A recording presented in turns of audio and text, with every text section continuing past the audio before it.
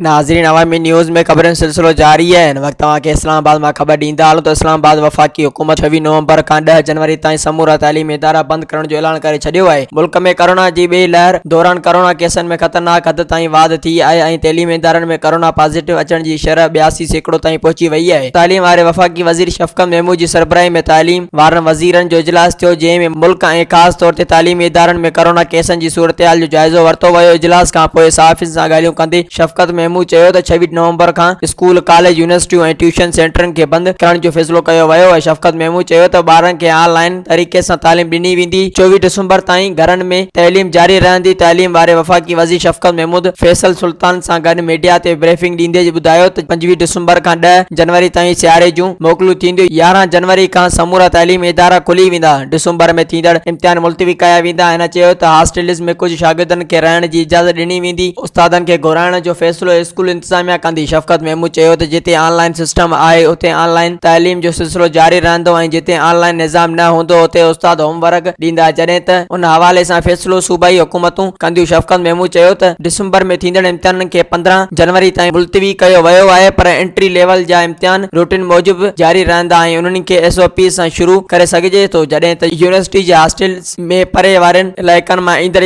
कुझु शागिर्दनि खे रहण जी इजाज़त ॾिनी वेंदी। मज़ीद खबरों और तफसीलात के लिए विजिट करें हमारी वेबसाइट www.awamiNewsHD.com।